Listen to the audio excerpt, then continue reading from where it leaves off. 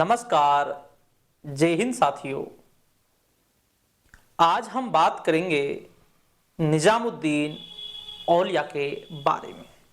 जी हाँ, निजामुद्दीन औलिया ने 7 शासकों का शासनकाल देखा था, लेकिन कभी भी किसी के राज दरबार में उपस्थित नहीं हुए।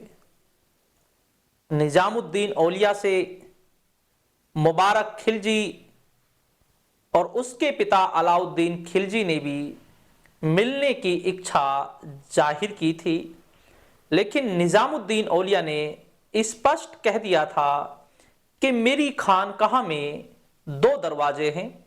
अगर आप एक से प्रवेश करेंगे तो मैं दूसरे से बाहर निकल जाऊंगा।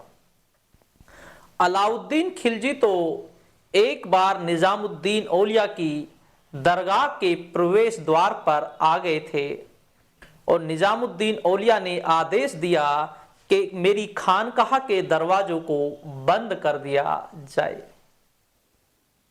जब खानकाह के दरवाजों को बंद कर दिया गया तो अलाउद्दीन खिलजी ने दरवाजे के नीचे से एक कागज पर लिखा कि मैंने आज तक ये तो देखा है, सुना है कि शासक के दरवाजे बंद रहते हैं, लेकिन मैं तो यहां पर पहली बार देख रहा हूं, यहां पर तो एक सूफी की दरगाह के दरवाजे भी बंद हैं। उसका जवाब दूसरी तरफ लिखकर निजामुद्दीन औलिया ने दिया, शासक के दरवाजे गरीबों के लिए बंद होते हैं और अमीरों के लिए खुले होते हैं, लेकिन सूफी के दरवाजे गरीबों के लिए खुले होते हैं और अमीरों के लिए बंद होते हैं।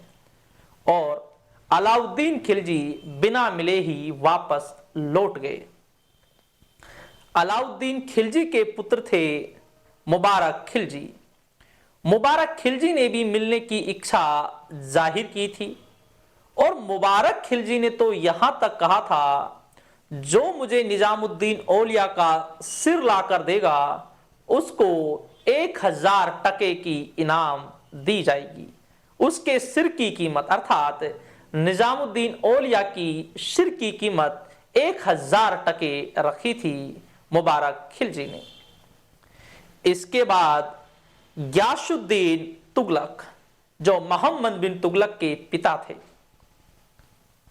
मोहम्मद बिन तुगलक संगीत की शिक्षा लिया करते थे निजामुद्दीन औलिया से और गियासुद्दीन तुगलक चाहते थे कि मेरा बेटा मेरी मृत्यु के बाद मेरी राजगद्दी को संभाले और वो नहीं चाहते थे कि मेरा बेटा संगीत की शिक्षा ले।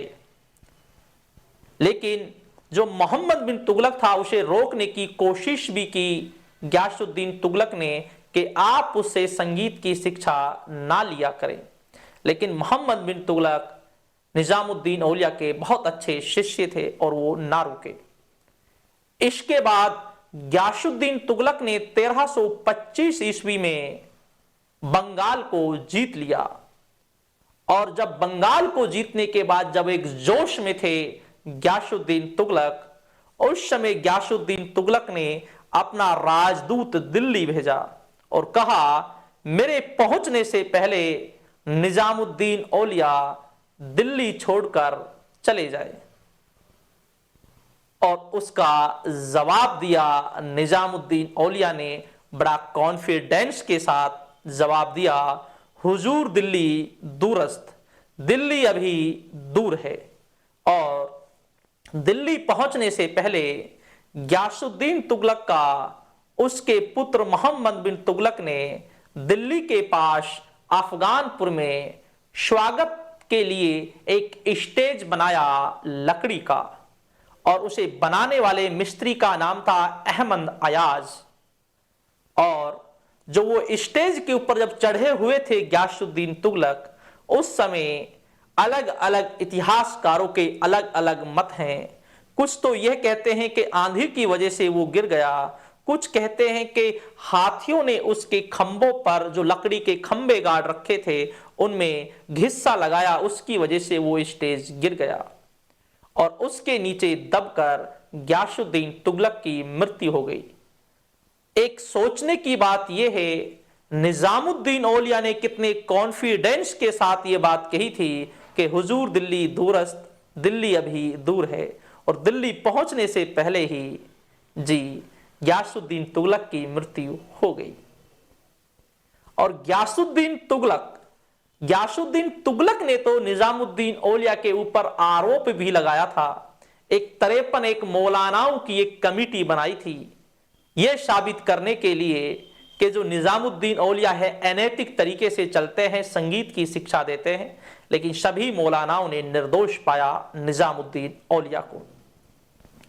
निजामुद्दीन औलिया चिश्ती सिलसिले से संबंधित थे और बाबा फरीद के शिष्य थे।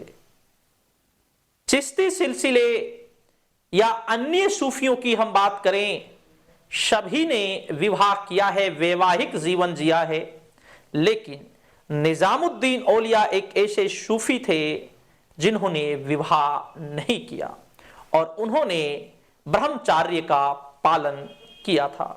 निजामुद्दीन औलिया योग से संबंधित थे, ये योग भी किया करते थे जी।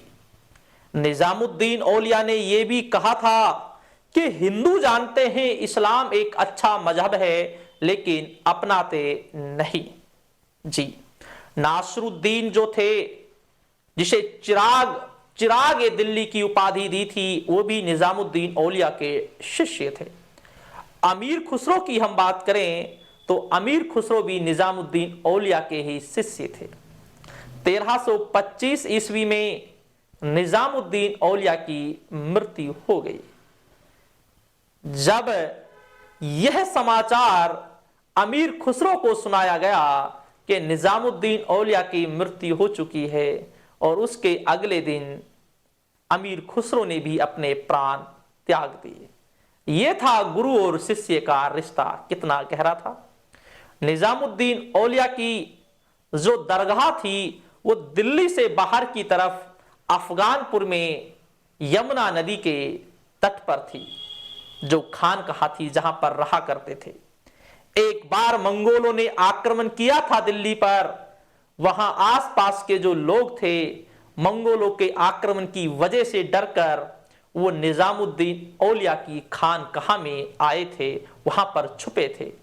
तो पहले जो सूफी थे उनसे हमें यह भी जानकारी मिलती है और यह भी ज्ञान मिलता है उनका राजनीति से कोई संबंध नहीं था। चाहते तो वो अलाउद्दीन खिलजी से मिल सकते थे, लेकिन राजनीति में वो कोई इंटरेस्ट नहीं लेते थे और उन्होंने कभी मिलने की इच्छा ही जाहिर नहीं की, ना कभी किसी शासक से मिले। 7 शासकों का शासन काल देखा, लेकिन कभी भी किसी के राज दरबार में उपस्थित नहीं हुए। तो ये थे निजामुद्दीन औलिया। तो ठीक दोस्तों, शुक्रिया, धन्यवाद और जय हिंद।